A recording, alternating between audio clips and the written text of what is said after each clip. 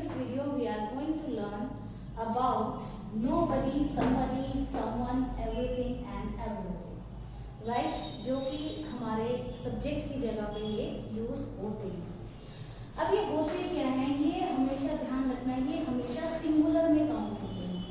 Right? ये हमेशा singular में काउंट होते हैं, ये सिंगुलर होते हैं, पर ये दिखने में प्लूरल लगते हैं.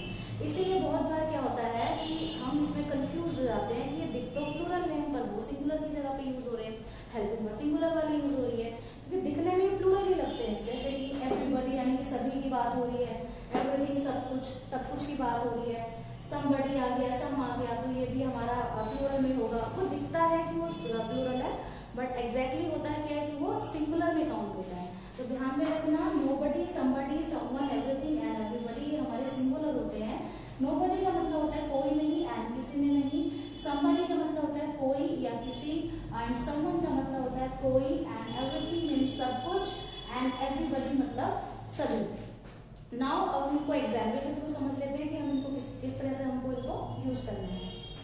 नोबडी टॉक्स टू हिम, उससे कोई बात नहीं करता. तो यहाँ पे हमने टॉक के साथ एस का यूज किया है क्योंकि नोबडी सिंगुलर है, और प्रेजेंट इंडेफिनाइट में सिंगुलर सब्जेक्ट के साथ, जब सिंगुलर सब्जेक्ट होता है तो वर्ब के साथ एस यूज किया है, which we have already learned in present indefinite. If singular subject is there, then we use ses with verb. So same thing is here, we have used s along with talk. So nobody talks to him, उससे कोई बात नहीं करता, and nobody has time, किसी के पास time नहीं है. So here we have used has because has is a helping verb which we use along with singular subject. Next one is nobody came yesterday. कल कोई नहीं आया, कल कोई नहीं आया, nobody came yesterday. यहाँ पे हमने सेकंड फॉर्म का यूज किया है. हाँ, एक चीज और आपको ध्यान रखनी है कि नोबडी के सेंटेंस हमेशा सिंपल में बनते हैं, वो नेगेटिव में नहीं बनते, क्योंकि nobody is already a negative in itself.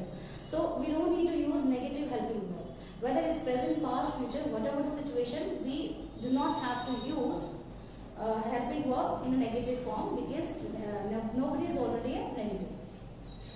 Next is someone is standing outside. Here we have used is, क्योंकि is हमारी helping verb सिंगुलर के साथ यूज होती है, तो someone के साथ हमने is का यूज किया है. And everything is fine, यहाँ पे हमने everything के साथ भी is का यूज किया है. And somebody is calling you, कोई आपको बुला रहा है, तो यहाँ पे भी हमने is का यूज किया है. कोई आपको बुला रहा था, पास्ट में होगा तो somebody was calling you, वहाँ पे हम पास्ट के हेल्पिंग वर्ब सिंगुलर was का यूज कर रहे हैं. Next is everybody knows him, सभी उसको जानते हैं. अभी जैसे कि इंडेफिनाइट है तो हमने अगेन यहाँ पे एस का यूज किया है, क्योंकि इंडेफिनाइट में सिंगुलर सब्जेक्ट होता है तो हम वर्ब के साथ एस का यूज करते हैं. Next is everybody has time, सभी के पास टाइम है. सो एवरीबॉडी के साथ हमने यहाँ पे हैज का यूज किया है, हैव का यूज नहीं किया, क्योंकि